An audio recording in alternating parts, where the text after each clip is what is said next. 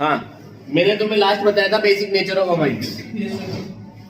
ठीक है, उसमें मैंने ये बता दिया था कि गैसियस फेज में अमाइंस की बेसिक नेचर का ऑर्डर क्या होता है। टर्सरी अमाइन सबसे ज्यादा बेसिक होते हैं, सेकेंडरी उससे कम होते हैं, प्राइमरी और कम होते हैं, और अमोनिया तो सबसे कम होता है। यहां से तुम्हारे दो क्वेश्चन सोल्व होते हैं। तुमसे पूछा जा सकता है बेसिक नेचर में, मतलब बेसिक नेचर का ऑर्डर वेपर फेज या गैसियस फेज में, या क्वेश्चन पूछा जा सकता है why amines are more basic than ammonia. तो क्वेश्चन लिख लो, amines are more basic than ammonia, give reason. amines are more basic than ammonia, give reason.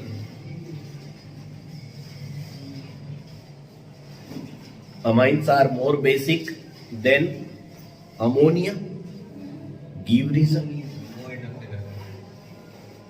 ठीक है साहब, इसके बाद में अब लिखो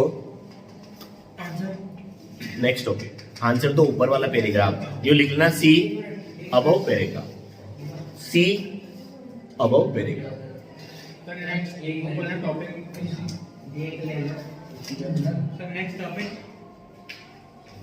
order of basic nature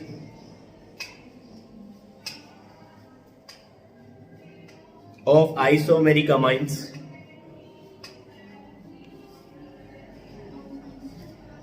isomeric amines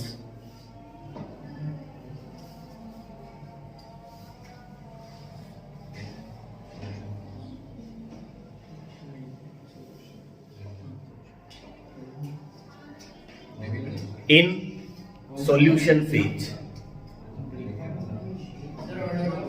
Basic nature of isomeric amines in solution phase. ठीक है, लिखो इसमें in liquid solution in liquid solution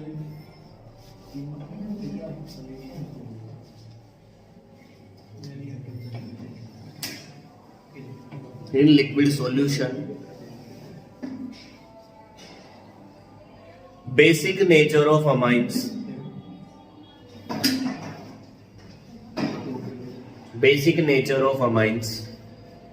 is also explained by basic nature of amines is also explained by stability of substituted ammonium cation.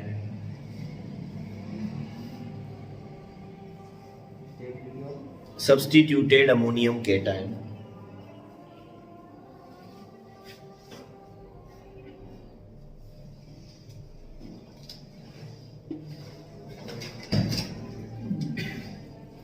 आगे लिखना इसके बाद में hydration of substituted ammonium cation. हाँ नहीं, उसी में कंटिन्यू लिखो, hydration of substituted ammonium cation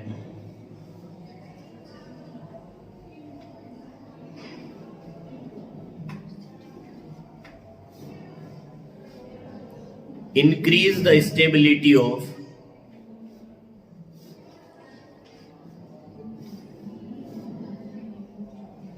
hydration of substituted ammonium ion increase the stability of this ion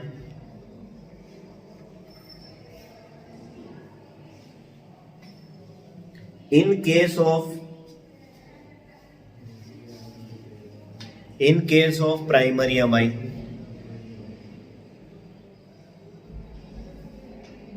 hydration of ammonium ion या वही substituted ammonium ion, hydration of substituted ammonium ion is maximum,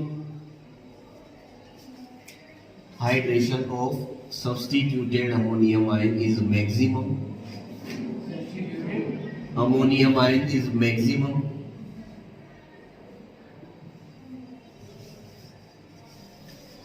therefore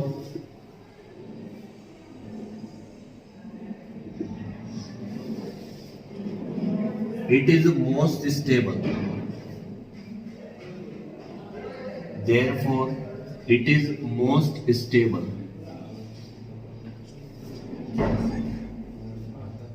whereas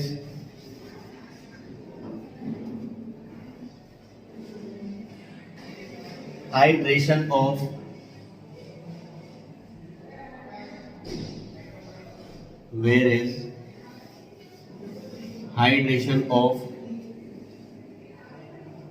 tertiary amine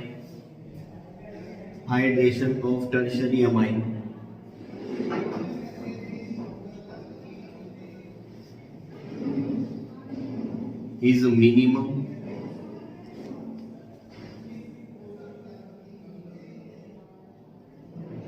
therefore it is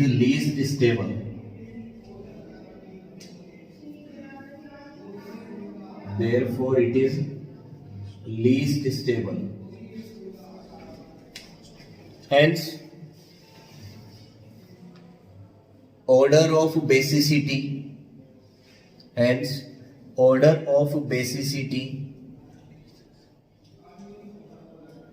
according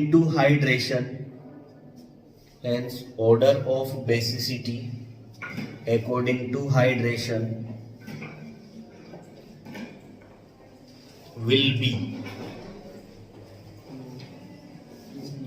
be ये लिख लेना primary then secondary then tertiary मतलब primary amine सबसे ज्यादा basic होगा, secondary amine उससे कम बेसिक होगा और टर्शियरी अमाइन सबसे कम बेसिक होगा। ठीक है, आगे लिख लेना this order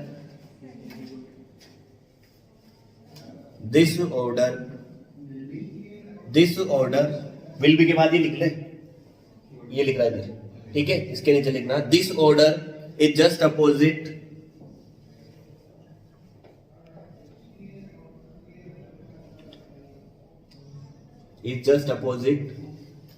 to the order of inductive effect, to the order of, ऐसे लिखना, to the order of basic nature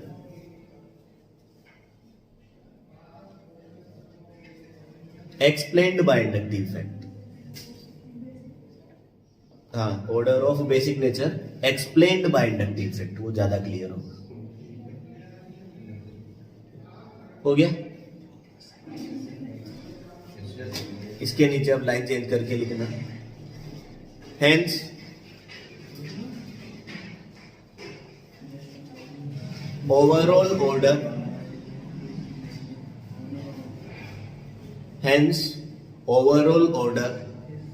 of basic nature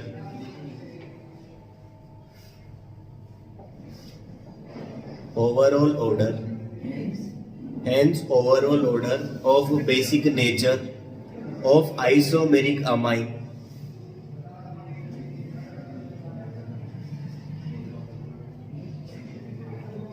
is explained by combining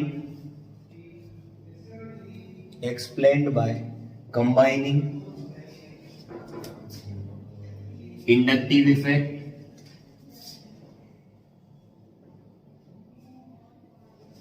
comma hydration effect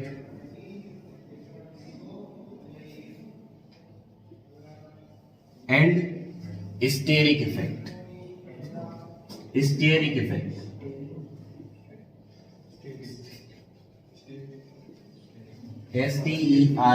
steric effect. ठीक है साहब, अब उसको तो बंद कर लो, इधर सुन लो। मैंने बोला गैस फेज में तो ऑर्डर जो एक्सप्लेन किया था उसमें क्या है कि अल्काइल ग्रुप का प्लस आई इफेक्ट होता है, ये नाइट्रोजन को इलेक्ट्रॉन देगा तो नाइट्रोजन किसी दूसरे को देगा, मतलब बेसिक नेचर बढ़ेगी। ठीक है, तो वहां हम बोलते थे सबसे ज्यादा बेसिक टर्शरी, सेकेंडरी कम बेसिक, प्राइमरी और कम बेसिक। ठीक है, पर वो गैस फेज की बात थी। जैसे इन अमाइंस को पानी में घोलोगे, ठीक है, सॉल्यूशन बनेगा, एक्वस सॉल्यूशन। अब एक्वस सॉल्यूशन में एक प्रोसेस होती है जिसको बोलते हो हाइड्रेशन। उस प्रोसेस में क्या होता है, सॉल्वेंट के मोलेक्यूल, या बोल लो सॉल्वेंट वाटर है तो वाटर के मोलेक्यूल आके जो भी आयन होता है ना उसको सराउंड करते हैं। अब तुम बोलते हो कि ये बेसिक है तो वाटर में डिसोल्व करने पे OH माइनस देगा, मतलब इसका आयोनाइजेशन होगा, और आयोनाइजेशन होने के बाद में मैंने तुम्हें अभी थोड़ी देर पहले बताया था कि अमोनियम केटायन बनता है। अब जैसे ये केटायन बना तो आयन बन गया, तो वाटर के मोलेक्यूल आएंगे इसको सराउंड करने, मतलब कौन सा प्रोसेस होगा, हाइड्रेशन। ठीक है, हाइड्रेशन जो प्रोसेस होगा है ना, उस हाइड्रेशन प्रोसेस की वजह से क्या होता है, इस आयन की स्टेबिलिटी होती है। तो जितना ज्यादा स्टेबल आयन बनेगा उतना ज्यादा आयन बनाने की नेचर बढ़ेगी, मतलब उतनी क्या होगी, बेसिक नेचर ज्यादा होगी, सीधी सी बात। आ रही है बात समझ में भाई? ये जो आयन बनेगा ये स्टेबल बनेगा, इसका मतलब क्या है, ज्यादा से ज्यादा बनेगा, और ये ज्यादा से ज्यादा बन रहा है, इसका मतलब ये बोल सकते हो कि ये ज्यादा से ज्यादा अपना लोन पेयर दे रहा है, किसको, इसके H+ को, ठीक है। और स्टेबिलिटी का जो ऑर्डर है वो कैसे डिफाइन करोगे तुम, हाइड्रेशन के बेसिस पे। जो प्राइमरी अमाइन का अमोनियम आयन है उसके पास देखो 3 हाइड्रोजन है, इसलिए ये वाटर मॉलिक्यूल इसके पास आके ज्यादा से ज्यादा हाइड्रोजन बॉन्डिंग करते हैं, इसका ज्यादा से ज्यादा हाइड्रेशन हो रहा है। जितना ज्यादा हाइड्रेशन होगा उतनी ही ज्यादा क्या होती है, स्टेबिलिटी होती है, ठीक है। और जितनी स्टेबिलिटी है इसका मतलब है इसके करस्पॉन्डिंग अमाइन की बेसिक नेचर उतनी ही क्या है, ज्यादा।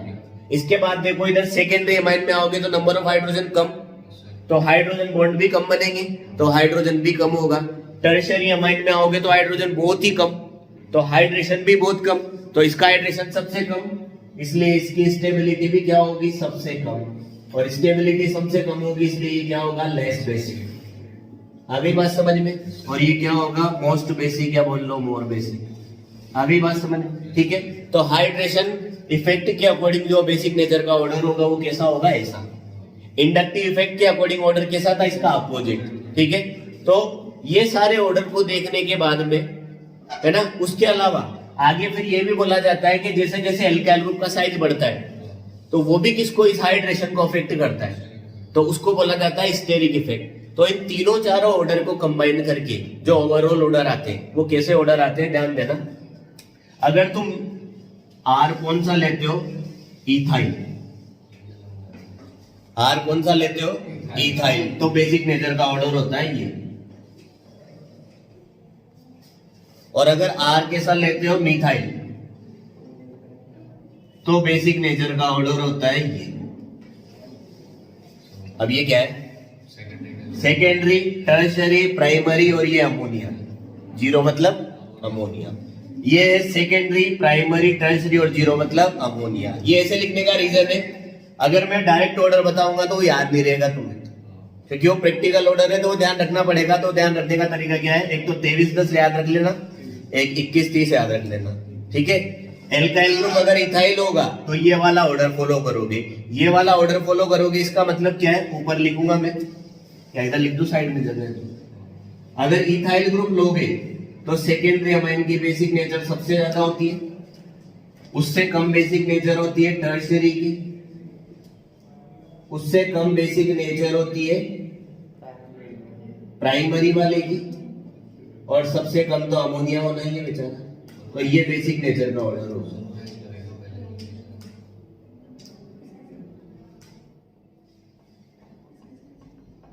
ये बेसिक नेचर का ऑर्डर होगा, ठीक है। कब, जब एल्काइल ग्रुप है इथाइल, और जब एल्काइल ग्रुप मिथाइल होगा तो बेसिक नेचर का ऑर्डर क्या होगा, सेकेंडरी अमाइन, फिर प्राइमरी अमाइन, फिर टर्शियरी अमाइन, और फिर अमोनिया। मतलब सबसे पहले आएगा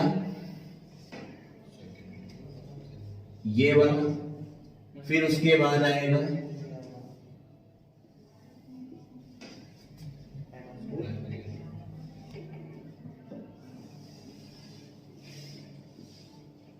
फिर क्या, टर्शियरी ना, और फिर अमोनिया। तो ये ऑर्डर है ना। सर अगर तो ऊपर वाले नहीं नहीं नहीं, एल्काइल ग्रुप बदलने के साथ ऑर्डर वेरी करेगा, तो प्रिडिक्ट नहीं कर सकते तुम, क्योंकि साइज बड़ा होगा तो फिर स्टेरिक इफेक्ट और ज्यादा आएगा, तो अलग अलग चीजें आ जाती है बहुत सारी। तो ये तीनों चारों इफेक्ट ऑब्जर्व होने के बाद में भी अपन ऑर्डर नहीं बता पाए, फाइनली क्या कर रहे हैं, ये याद कर लेना, क्योंकि एक्सपेरिमेंटल रिजल्ट है ना। तो ये बना लो और इसको भी लिख लेना साइड में, ये इंपॉर्टेंट हो जाते हैं दोनों ऑर्डर भाई।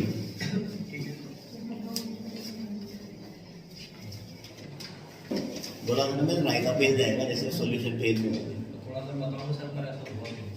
ये एक्चुअली में क्या 2-3 इफेक्ट है ना, तो 2-3 इफेक्ट में अपन डोमिनेंट से नहीं बता सकते कि ये डोमिनेट करेगा या वो डोमिनेट करेगा।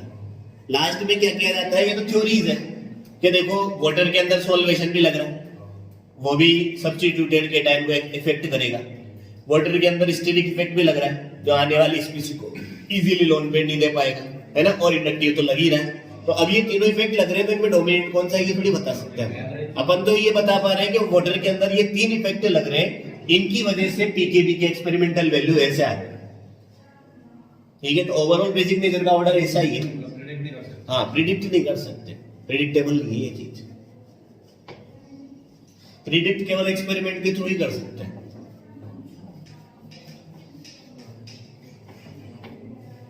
यार सेब गिरेगा तो क्या गिरेगा, नीचे गिरेगा, और वो फिजिक्स में गिरेगा।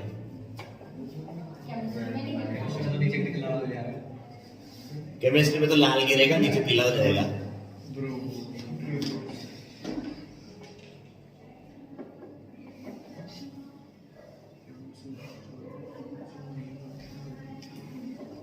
जितने भी जादू होते हैं ना वो केमिस्ट्री में होते हैं, पता है तुम्हें? यस सर, ये सब और ये सर तो फिर आपको जादू आता होगा ना?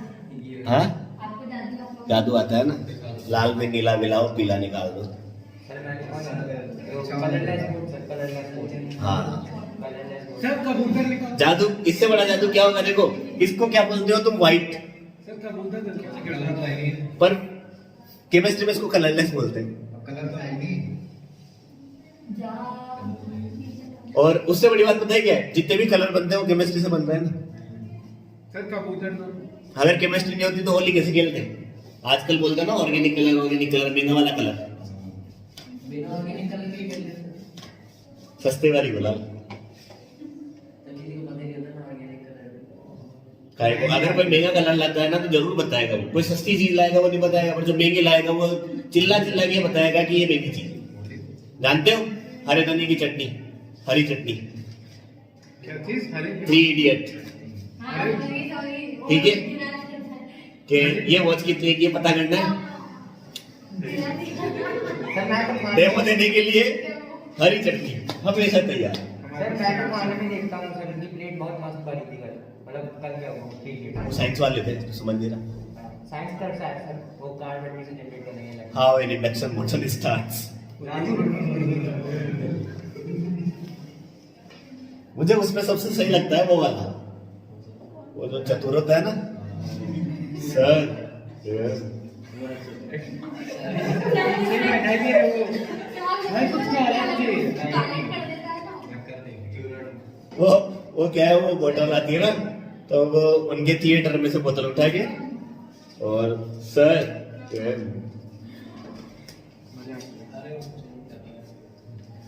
मतलब कितनी शानदार मूवी बनाई है ना। जो प्रोड्यूसर्स होते हैं ना वो एक्स्ट्रा ऑर्डिनरी बंदे होते हैं। Thank you sir. मतलब जैसे तुम बोलते हो ना बड़े बड़े साइंटिस्ट, तो प्रोड्यूसर्स भी अपने आप में बहुत गजब दिमाग वाले होते हैं, ऐसा बोल सकते हो। हाँ, जो मूवी को जैसे प्रोड्यूस करते, डायरेक्ट करते, जो स्क्रिप्ट लिखते हैं, हाँ वो वही होते हैं मेनली। जो प्रोड्यूसर होते हैं वो स्क्रिप्ट राइटर होते हैं, अलग से बहुत कम होते हैं आजकल। जैसे भारत में सबसे खतरनाक है वो राजमौली, हाँ सर हाँ।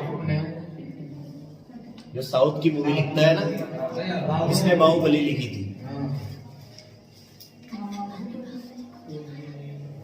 और एक वो ऐसा है, कोई एक वेब सीरीज थी, तो उसके उसने एक सीजन बनाया, उसके बाद दूसरा सीजन इतना टिपिकल हो गया कि दूसरा सीजन बना नहीं पा रहा उसका। इतना गजब का मुझे नाम याद नहीं आ रहा। नहीं, इंडिया की नहीं हो सकती ना ऐसी चीजें, ये इंडिया का दुर्भाग्य है, क्योंकि सर आप फॉरेनर्स वेब सीरीज बनाते, इंडिया वाले वेब सीरीज देखते। सर ये दोनों में डिफरेंस बहुत बड़ा है। आप स्ट्रेंजर थिंग्स देखो। नहीं, मैं कुछ नहीं देखता। सर साइंस फिक्शन बताएगी। स्पेशल सर केमिस्ट्री है उसके अंदर इसलिए क्या? एक कोई मूवी आई थी, maths the untold story, Ramanujan की। अरे हाँ देखिए रावण हाँ मैंने देखी। रामानुजन वाली ना, बीमारी थी स्टीफन हॉकिंग के लिखना सब होता है। स्टीफन हॉकिंग तो जोरदार है। सर स्टीफन हॉकिंग तो स्टीफन हॉकिंग वो क्रिस 3 का काल है।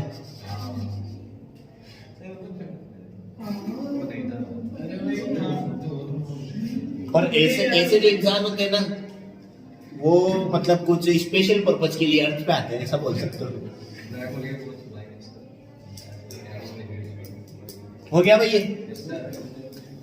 तो ये दो बेसिक नेचर के ऑर्डर तुम्हें ध्यान रखने हैं। और ये ध्यान ही रखने हैं। इससे रिलेटेड तुम्हें जैसे क्वेश्चन बना के दे देंगे तो ज्यादा से ज्यादा इसमें क्या करेंगे, एरोमेटिक अमाइन को टूस दिया जाएगा। ठीक है, तो एरोमेटिक अमाइन को जब टूस दिया जाएगा तो एरोमेटिक एलिफेटिक से लेस बेसिक होते हैं। ये चीज और ध्यान रखनी है एडिशनली, बाकी ऑर्डर यही फॉलो करने होंगे। एग्जांपल्स करेंगे तो समझ में आ जाएगा। इसके नीचे लिखो अब नेक्स्ट है, नेक्स्ट टॉपिक क्या है, basic nature of aliphatic amines versus aromatic amines. लड़ाई है ना, basic nature of aliphatic amine versus aromatic amines. ठीक है, दोनों देखो कंपाउंड में लड़ते हैं, लड़ाइयां करेंगे, है ना। इसमें क्या देखना है तुम्हें, एरोमेटिक अमाइन क्या होता है, हमारा सबसे अच्छा प्यारा सा एनिलीन, है ना। बाकी होते दुनिया में बहुत सारे, पर हम तो एनिलीन ही पढ़ेंगे, सीधी साधी बात ये। एरोमेटिक अमाइन का मतलब तो ये है कि किसी भी एरोमेटिक कंपाउंड पे NH2 ग्रुप सर का दो तो एरोमेटिक अमाइन है, बट हमारे लिए एरोमेटिक अमाइन कौन है, एनिलीन, बेंजीन पे NH2। अब क्या बोला जाता है कि देखो इधर,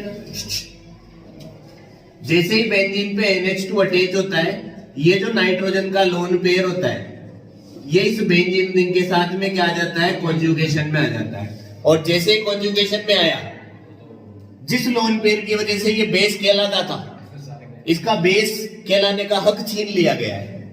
ठीक है, क्योंकि ये लोन पेयर तो किसने ले लिया, बेंजीन ने। अब बोलो बेसिक नेचर शो कर बेटा, ये बोलेगा आप कैसे करूं, लोन पेयर तो गए। इसका मतलब क्या होता है कि एरोमेटिक अमाइन में या एनिलीन में जो नाइट्रोजन का लोन पेयर है वो बेंजीन के साथ में क्या होता है, कॉन्जुगेशन में होता है। इस वजह से उसके ऊपर लोन पेयर अवेलेबिलिटी क्या हो जाती है, कम हो जाती है। किसके कंपेयर में, एलिफेटिक अमाइन के कंपेयर में। इसलिए क्या बोला जाता है कि जो एनिलीन या एरोमेटिक अमाइन होता है वो लेस बेसिक होता है। किससे, एलिफेटिक अमाइन से। एलिफेटिक मतलब वो एल्काइल अमाइन, और एरोमेटिक मतलब ये। और फिर इसमें भी, एरोमेटिक में भी क्या होगा फिर, अगर मान लो प्राइमरी है तो उसकी बेसिक नेचर ज्यादा होगी, सेकेंडरी है तो उसकी बेसिक नेचर थोड़ी कम होगी, टर्शरी है तो उसकी बेसिक नेचर और कम होगी, है ना। हालांकि इनमें भी बहुत सारी चीजें होती है, वही सॉल्वेशन, हाइड्रेशन, वो सारी चीजें, वही नाटक, बट ये कि वो इतना ज्यादा अपने को ध्यान नहीं देना। अगर इसमें फिर प्राइमरी, सेकेंडरी, टर्शरी पूछ ले तो प्राइमरी की बेसिक नेचर ज्यादा, प्राइमरी की बेसिक नेचर कम, सेकेंडरी की ज्यादा, टर्शरी की और ज्यादा, क्योंकि एल्काइल ग्रुप बढ़ते हैं तो प्लस इफेक्ट बढ़ता है ना, तो ऐसे ध्यान रख लेना है। लिखो इसमें, लास्ट वाली बात दोबारा बता दूंगा मैं, वो समझ में नहीं आई मुझे पता है। लिखो, इन एरोमेटिक अमाइन ब्रैकेट में एनिलीन, इन एरोमेटिक अमाइन ब्रैकेट में लिख लेना aniline, lone pair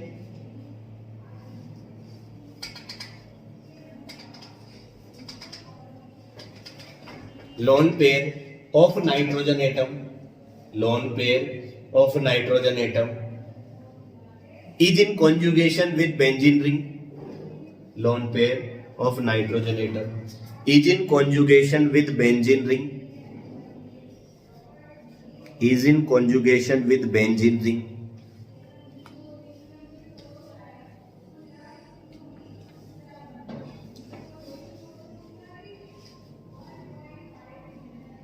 Therefore,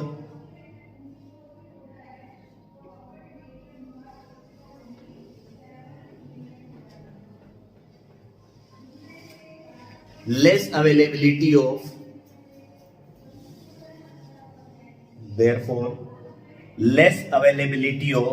lone pair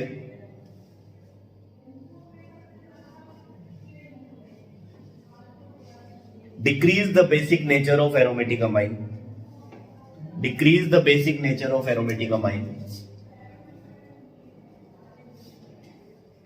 as compared to aliphatic amine. Aromatic amine is compared to aliphatic amines.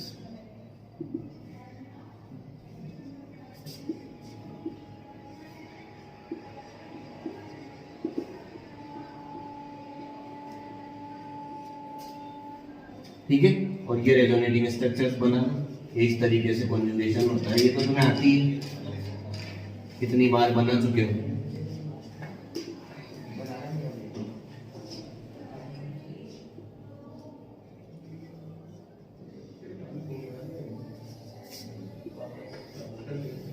अरे ये रेजोनेटिंग स्ट्रक्चर तो बहुत बार बना ली भाई तुमने। हाँ सर, बना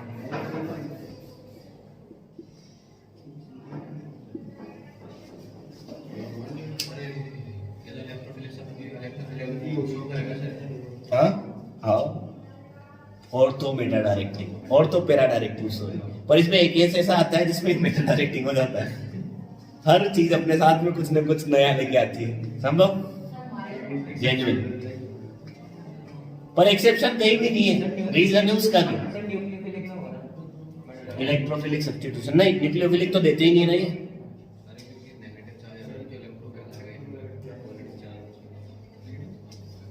इलेक्ट्रोफिलिक सब्स्टिट्यूशन देगा ना ये। इलेक्ट्रोफिलिक सब्स्टिट्यूशन पता है तुम कितनों का पढ़ चुके हो? Electrophilic substitution of haloarene, electrophilic substitution of phenol, electrophilic substitution of aromatic ether, electrophilic substitution of aldehyde, electrophilic substitution of benzoic acid. अब इलेक्ट्रोफिलिक सब्स्टिट्यूशन ऑफ पढ़ोगे एरोमेटिक अमाइन या एथिलीन, और इसी के साथ फिर ये चैप्टर खत्म हो जाएगा। सब हर चैप्टर में लास्ट टॉपिक मेनली देखोगे ना तो इलेक्ट्रोफिलिक सब्स्टिट्यूशन ही है, देख सकते हो तुम। वहां जाने के बाद फिर चैप्टर खत्म हो जाता है। उसमें कुछ सीखी क्या?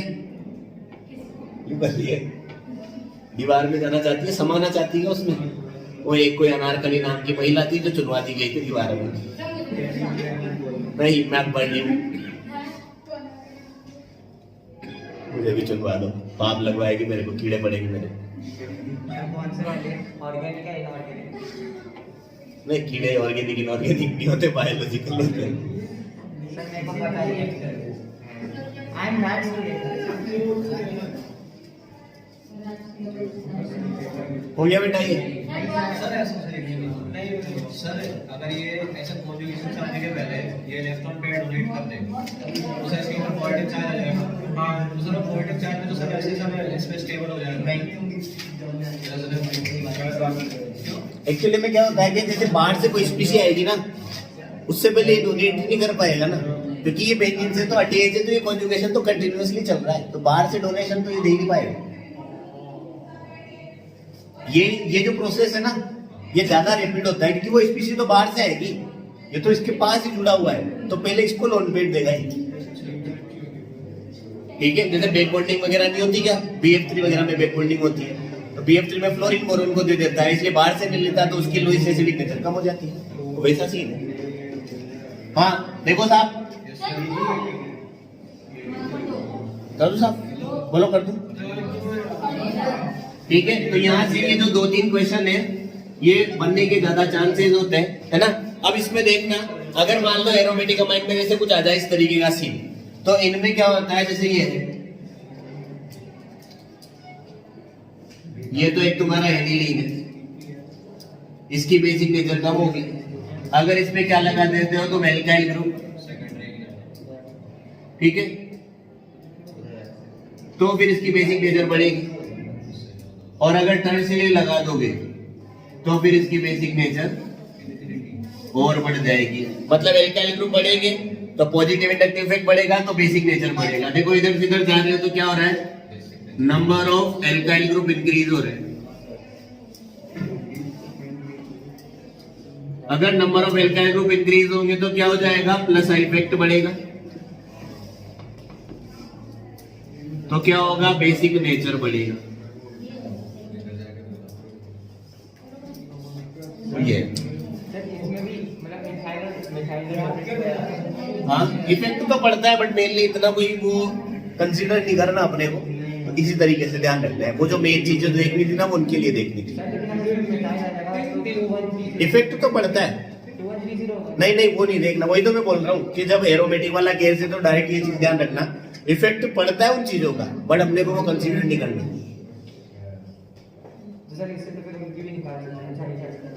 मतलब वहां तक का एक तरीके से बोल लो कि वो तक की चीज अपन ने पढ़ ली, ये तक की चीज अपने को ऐसे ही दी हुई है, इससे आगे का अपने को नहीं पढ़ना, वो समझ लो। ऐसे क्राइटेरिया फिक्स किया हुआ है। वरना जैसे वो जो था ना तुम्हारा N propyl isopropyl, yes sir. मतलब सॉरी इथाइल और मिथाइल, वैसे वहाँ आइसोप्रोपाइल का ऑर्डर भी आता है, वैसे वहाँ एन ब्यूटाइल का ऑर्डर भी आता है, बहुत सारे ऑर्डर आते हैं, पर अपने को क्राइटेरिया फिक्स है कि 2 के लिए ही पूछेगा। तो सीबीएसई में तीसरे के लिए नहीं पूछ सकता वो एग्जाम, वो क्राइटेरिया फिक्स किया जाता है। ऐसे तो किताबें तो कहाँ तक पढ़ोगे तुम, एक ही सिलेबस की लिमिट होती है ना वो चीजें। तो यहाँ पे वो चीजें बात अपन इस वजह से डिस्कस नहीं करते, वरना होती सब जगह, पर वो एक लिमिट दी हुई है कि हाँ खत्म करो इस चीज को, आगे बढ़ो। क्या सर बस अब इसके बाद में देखो तुम्हारा होमवर्क है, तुम्हारे एनसीईआरटी में क्वेश्चन दिए हुए है ना, how will you convert ethane amine into methane amine and methane amine into ethane amine. Chemistry के प्रैक्टिकल कितने? वो करना है तुम्हें, इथेन एमाइन को मीथेन एमाइन में कन्वर्ट करना है, मीथेन एमाइन को इथेन एमाइन में। एक में तो कार्बन बढ़ाना है, एक में कार्बन कम करना है। सर पेंसिल से मिटा के बीच में CO2 जोड़ दो, पेंसिल से मिटा के CH2 हटा सर थैंक यू बताने के लिए, इजी कर दिया। दो। और उसके अलावा कुछ ऐसे क्वेश्चन भी है जिसमें ये बोला हुआ है, arrange the following amines in increasing और decreasing order of basic nature. उसको सोल्व भी करना है और उस पे ऐसे बड़े बड़े नंबर में लिख लेना इम्पोर्टेंट, वो आएगा 101% आएगा तो ये बेसिक नेचर का ऑर्डर। अरे मेरी तो तुम्हारे बोर्ड में आएगा, सर आप भी दे देना। 101% आएगा कि तुम्हें कुछ एमाइंस दे देंगे और क्या बोलेंगे, इनको बेसिक नेचर के इंक्रीजिंग ऑर्डर में अरेंज करो या डिक्रीजिंग ऑर्डर में अरेंज करो। अब आएगा तो आएगा, कोई नहीं रोक सकता।